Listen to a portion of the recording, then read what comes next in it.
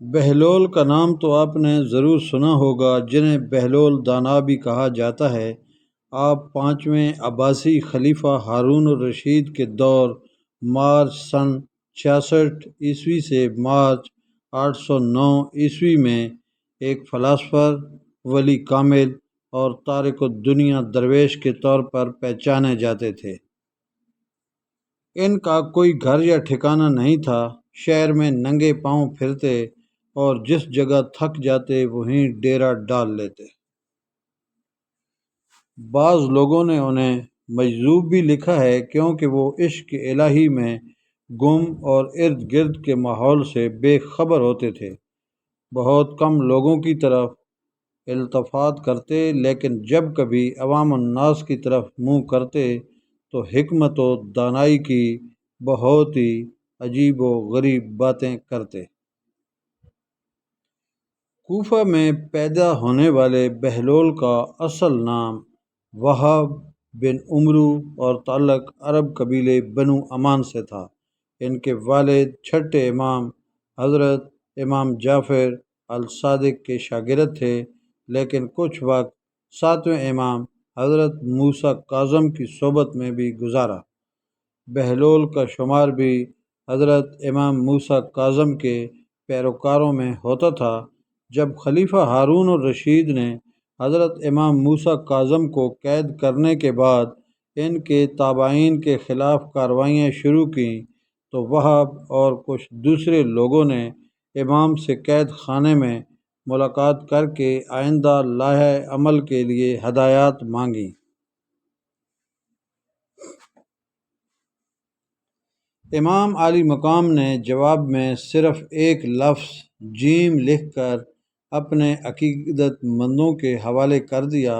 ہر شخص نے جیم کو اپنے اپنے انداز میں لیا۔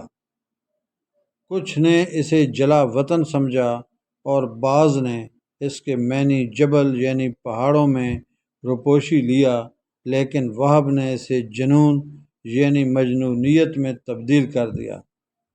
انہوں نے اپنی شاہانہ زندگی ترکی اور پھٹے پرانے کپڑے پہن کر گلیوں میں نکل آئے۔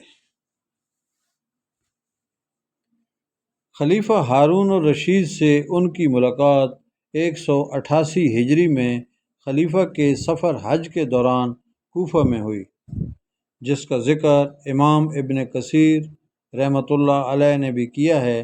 بہلول نے ہارون کو جو نصیحتیں کیں، ان سے متاثر ہو کر وہ انہیں اپنے ساتھ بغداد لے آیا اور پھر بہلول کا ٹھکانہ بغداد کی گلیاں ہی رہیں۔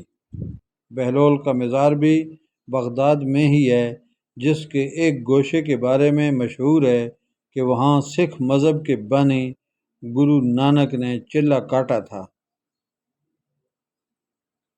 کہتے ہیں کہ ایک دن بہلول دریائے دجلہ کے کنارے بیٹھے گیلی ریت کی ڈھیریاں بنا رہے تھے اور ہارون الرشید کی چہیتی ملکہ زبیدہ خاتون اپنے محل کے جھروکے سے بڑے انہماک کے ساتھ انہیں دیکھ رہی تھیں۔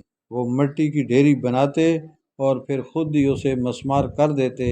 ملکہ جھروکے سے اتر کر اپنی سہیلیوں کے ہمراہ دریا کے کنارے آ گئی اور پوچھا، کیا کر رہے ہو بہلول؟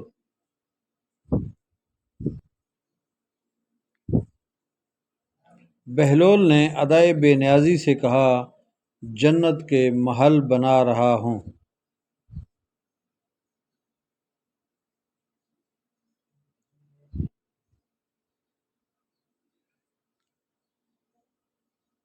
ملکہ زبیدہ خاتون نے سوال کیا، اگر کوئی تم سے یہ محل خریدنا چاہے تو کیا فروخت کرو گے؟ بہلول نے کہا، ہاں ہاں، کیوں نہیں، میں بناتا بھی ہوں اور فروخت بھی کرتا ہوں۔ ملکہ نے پوچھا، بتاؤ ایک محل کی قیمت کیا ہے؟ بہلول نے بے ساختہ کہا، 3 درم۔ بعض لوگوں نے 1 درم بھی لکھا ہے۔ ملکہ کے حکم پر بہلول دانا کو 3 درہم اسی وقت ادا کر دیے گئے۔ یہ واقعہ ملکہ زبیدہ خاتون نے اپنے شوہر خلیفہ ہارون الرشید کو بتایا۔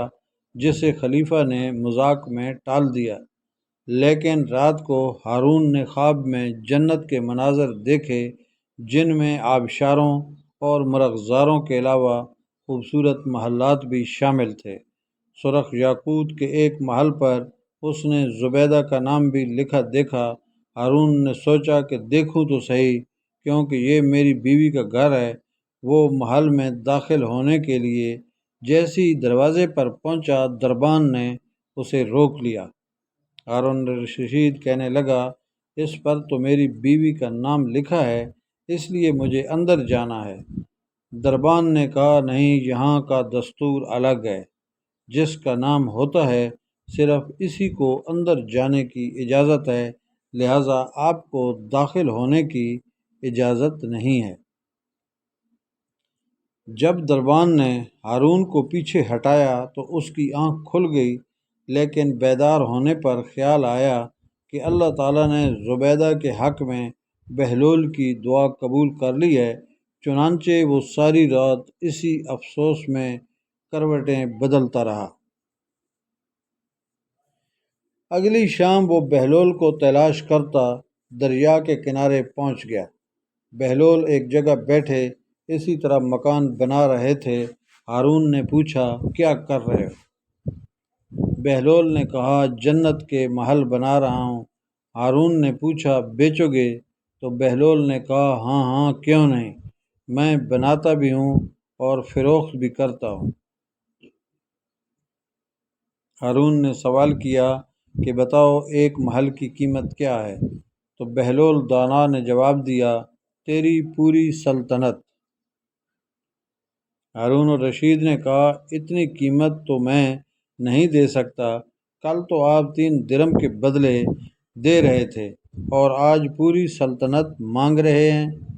بہلول دانا نے کہا، خلیفہ، کل بن دیکھے معاملہ تھا اور آج تم محل دیکھ کر آئے ہو۔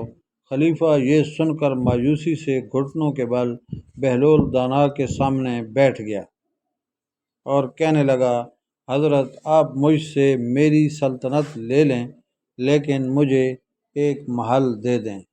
جب بہلول دانا نے خلیفہ کی عاجزی دیکھی تو کہا کہ میں تمہاری اس سلطنت کا کیا کروں گا؟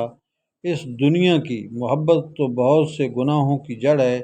جاؤ، اپنی سلطنت اپنے پاس رکھو، میں اس محل کو بھی تمہارے لیے 3 درم میں فروخت کرتا ہوں۔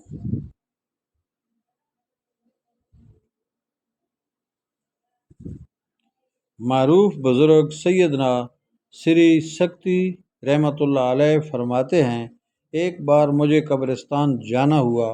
وہاں میں نے بہلول دانا کو دیکھا کہ ایک قبر کے قریب بیٹھے مٹی میں لوٹ پوٹ ہو رہے ہیں۔ میں نے پوچھا، آپ یہاں کیوں بیٹھے ہیں؟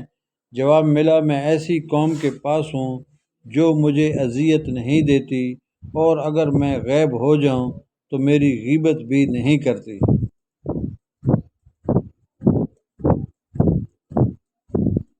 ایک دن بہلول بازار میں بیٹھے تھے کہ کسی شخص نے پوچھا، بہلول کیا کر رہے ہو؟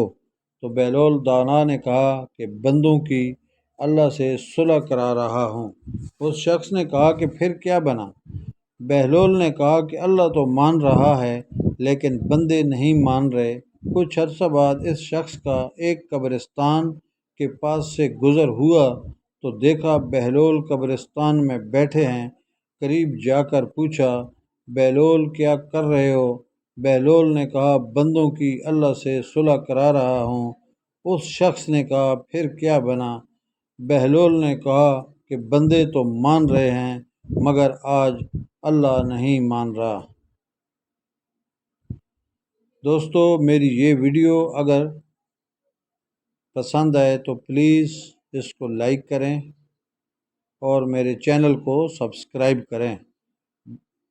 بہلول سے ایسے درجنوں واقعات اور دانائی کی باتیں منسوب ہیں۔